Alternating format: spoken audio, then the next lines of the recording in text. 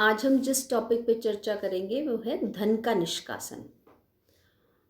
धन निष्कासन यानी भारत से धन का बाहर जाना। भारत में कंपनी के राज्य की स्थापना से पूर्व देश की आर्थिक स्थिति जो थी वो बहुत अच्छी थी। भारत हम सभी जानते हैं सोने की चिड़िया के नाम से जाना जाता था। और अपने भारत वर्णन में फ्रांसीसी यात्री बर्नियर ने लिखा था कि भारत एक अथाह गड्ढा है जिसमें संसार का अधिकांश सोना और चांदी चारों तरफ से अनेक रास्तों से आकर जमा होता है। यह मिस्र से भी अधिक धनी देश है। किंतु इस देश को अंग्रेज़ों की लूट के पश्चात, यानी अंग्रेज़ों ने इसे लूटा और उनकी लूट के पश्चात 20वीं सदी में हम भारत की आर्थिक दिशा की बात करें तो एक इतिहासकार के शब्दों में 20वीं सदी के आरंभ में लगभग 10 करोड़ व्यक्ति ब्रिटिश भारत में ऐसे हैं जिन्हें किसी समय भी पेट भर अन्न नहीं मिलता। 19वीं सदी के आरंभ तक भारत का उद्योग एवं व्यापार बहुत ही विकसित था। ढाका की मलमल विश्व विख्यात थी। हीरे जवाहरात, गरम मसाले, श्रृंगार प्रसाधन की सामग्री, हाथी दांत की कलात्मक वस्तुओं की अगर हम बात करें, सुगंधित तेल, इत्र इत्यादि, ये सभी विदेशों में निर्यात किए जाते थे। किंतु कंपनी की सत्ता के बाद ये स्थिति जो थी वो दिनों दिन बिगड़ती चली गई। कंपनी ने आर्थिक नीति जो थी उसकी वो अपने इंग्लैंड के आर्थिक हितों के लिए उसने प्रयोग किया था।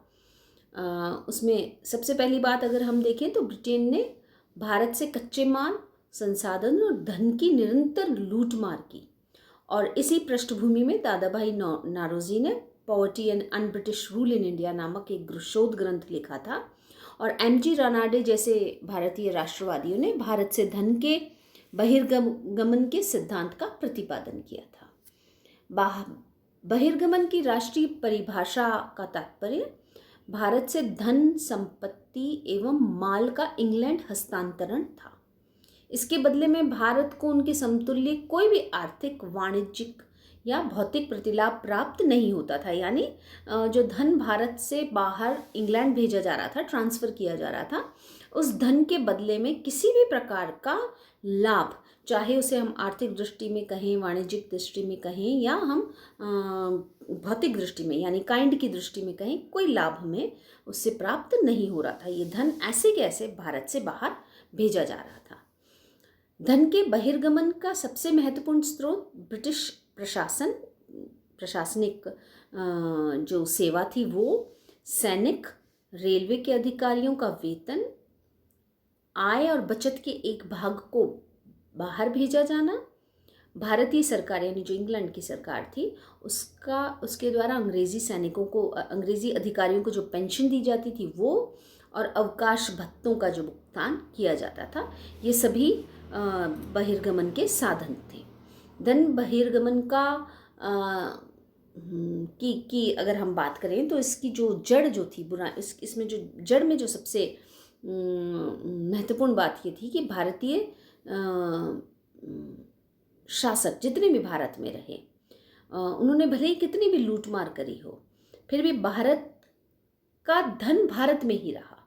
जैसे हम अगर मुगलों की बात करते हैं तो मुगल विदेशी थे, बाहर से भारत आए थे, लेकिन उन्होंने भारत में अपने राज्य की जब स्थापना करी तो उन्होंने अपने आप को भारत के शासकों के रूप में स्थापित किया और भारत के धन का प्रयोग वो भारत में ही कर रहे थे। भारत से बाहर किसी देश में उस धन को नहीं भेज रहे थे। यहाँ हम देखते हैं कि अंग्रेज़ों ने भारत पे शासन तो किया ही, साथ ही साथ भारतीय धन को उन्होंने अपने देश में ट्रांसफ़र कर दिया, अपने देश में भेज दिया। उसके बदले में भारत को उन्होंने कुछ भी नहीं दिया। तो इस तरीके से हम देखते हैं कि भारत का धन जब भारत से बाहर जाने लगा और उसके रिटर्न में भारत को कुछ प्राप्त नहीं हुआ तो ऑटोमेटिकली भारत गरीब होने लगा। धन निष्कासन की मात्रा क्या थी और उसका क्या स्वरूप था, उसके बारे में हम चर्चा करें तो जॉर्ज विंसेंट के अनुसार 1834 से 1851 ईस्वी तक 42 लाख 21,000 611 पाउंड प्रति वर्ष भारत से धन का निष्कासन हुआ, यानी इतना धन 42,21,611 पाउंड भारत से प्रति वर्ष भारत के बाहर जाता रहा। और 1757 से 1815 तक ये राशि 1,000 मिलियन पाउंड की थी। दादा भाई नौरोजी और आरसी दत्ता जैसे राष्ट्रवादी लेखकों ने 1883 से 1892 के 10 वर्षों में इस राशि का जो अनुमान लगाया वो 359 करोड़ था।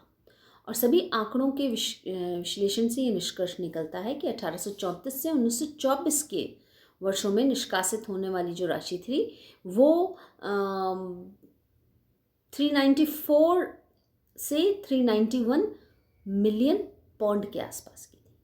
तो इससे हम अंदाज लगा सकते हैं कि कितना धन भारत से बाहर चला गया, जिसके बदले में कुछ प्राप्त नहीं हुआ भारत को। बंगाल से प्राप्त होने वाले राजस्व और व्यय विवरण के अनुसार कंपनी प्रशासन के प्रथम 6 वर्षों में, यानी पहले 6 वर्ष जब भारत में उसने शासन किया, उन्हीं 6 वर्षों में बंगाल का शुद्ध राजस्व 1,30,67,991 पाउंड था और उसका कुल खर्चा जो था वो 90,27,609 पाउंड था। इस तरह से हम देखते हैं कि जो बीच का अमाउंट बचा, शुद्ध जो अमाउंट बचा वो इंग्लैंड भेज दिया गया।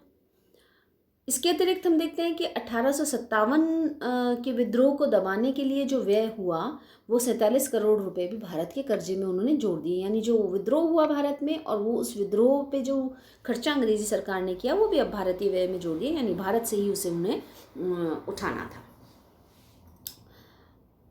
फिर भारत को कंपनी की ब्रिटिश ताज की सत्ता के हस्तांतरण से संबंधित व्यय जो हुआ, चीन के साथ जो युद्धों में व्यय हुआ, लंदन में जो इंडिया ऑफिस का व्यय हो रहा था, भारतीय सेना के रेजिमेंट्स के प्रशिक्षण के ऊपर जो खर्चा किया जा रहा था, चीन और फारस में इंग्लैंड के राजनयिक मिशन जो भेजे जा रहे थे उनके ऊपर जो खर्चा किया जा रहा था, इंग्लैंड ने भारत के अंदर जो टेलीग्राफ लाइंस बिछाई थी अपने खुद के हित के लिए, उनके ऊपर जो कर्जा था वो निरंतर भारत की ऊपर लादा जा रहा था। और वो 1850 से 1851 की, यानी एक वर्ष में ही 5,50,00,000 का ऋण था, जो बढ़ के 1739 से 40 के बीच में 1,200 करोड़ रुपए का हो गया। यानी भारत के ऊपर लगातार कर्जा थोपा जा रहा था और ये कर्जा जो था ये भारत से ही उन्हें प्राप्त करना था। भारत से अबाध रूप से, यानी बिना किसी विघ्न के धन निष्कासन का जो प्रभाव था वो भारतीय कृषि पर, उद्योग पर, व्यापार पर और सबसे ज़्यादा वेतनभोगियों के ऊपर पड़ा। धन निष्कासन का जो प्रत्यक्ष परिणाम था वो यह हुआ कि भारतीय करों का जो बोलबाला था वो बढ़ गया। भारत पर यह प्रति व्यक्ति आय 14% से अधिक हो गया। भारत पर ऋण का बोझ बढ़ता जा रहा था और इसीलिए भारतीयों का जो लिविंग स्टैंडर्ड था वो गिरता जा रहा था। भारत में जो धन निष्कासन था उससे निर्धनता बढ़ चुकी थी। देश में बार बार अकाल पड़ने लगे थे और 2,85,00,000 लोगों को अपनी जान गंवानी पड़ी थी इसकी वजह से, यानी इस गरीबी की वजह से। अंग्रेज़ों द्वारा अधिक से अधिक धन निष्कासन से भारत की अर्थव्यवस्था का रूपांतरण एक अनौपवेशिक अर्थव्यवस्था के रूप में हो गया था। ये गहरा भारत में आर्थिक संकट उत्पन्न हो गया था और इस गहराते आर्थिक संकट और धन निष्कासन ने भारत में राष्ट्रीय आंदोलन को अप्रत्याशित रूप से प्रेरणा दी थी आगे बढ़ने की। दादा भाई नौरोजी ने भारत से जो धन निष्कासन हो रहा था उसे ईविल ऑफ ऑल ईविल्स का नाम दिया। 1850 में उन्होंने कहा कि धन का बहिर्गमन समस्त बुराइयों की जड़ है और भारतीय निर्धनता का मुख्य कारण है। धन निकासी के विषय में आरसी दत्ता ने कहा कि भारतीय राजाओं द्वारा कर लेना सूर्य द्वारा भूमि को पानी लेने के समान था, जो भूमि की उर्वरकता देने के समय वापस आता था, परंतु जो कर अंग्रेज़ों द्वारा ले लिया गया था वो भारत में कभी भी वर्षा नहीं कर रहा था, वो इंग्लैंड में वर्षा कर रहा था। तो इस तरीके से हम देखते हैं कि भारत में से धन का निरंतर निष्कासन हुआ, यानी ट्रांसफ़र हुआ और ये धन अलग अलग सोर्सेस से, सैलरीज़ के रूप में, पेंशन के रूप में, खर्चों के रूप में भारत से गया। और जो सेविंग्स के रूप में जो अंग्रेज़ी अधिकारी भारत में नौकरी कर रहे थे, वो जो अपना धन बचा रहे थे यहाँ से, तनख्वाह उनको भारत के खर्चे से ही, भारत से लेकर ही दी जा रही थी, और उस वेतन में से वो जो बचा रहे थे, सेविंग कर रहे थे, वो अपने देश को भेज रहे थे। तो इस तरीके से धीरे धीरे धीरे शुरू में ये नज़र नहीं आया, लेकिन धीरे धीरे ये नज़र आने लगा जब भारत गरीब से गरीब होता चला गया और भारत का अमीर वर्ग भी, यानी शासक वर्ग भी और ज़मींदार वर्ग भी, जो कि आम वर्ग से ज़्यादा आर्थिक दृष्टि से संपन्न था, वो भी जब गरीब होने लगा तो ये समझ आया। दादा भाई नारोजी जैसे हमारे जो नेता थे, उन्होंने ये स्पष्ट किया कि किस तरीके से अंग्रेज़ भारतीयों का धन भारत से खींच के अपने देश को पहुंचा रहे हैं, उसे लाभ दे रहे हैं। तो इस तरीके से हमने देखा कि धन निष्कासन जो था वो एक मूल कारण रहा भारत की दरिद्रता का। उसने भारत के विभिन्न कुटीर उद्योगों पे, भारतीय व्यवसाय पर, भारतीय कृषक पर, सब पर आर्थिक जो बोझ था उसे बढ़ा दिया।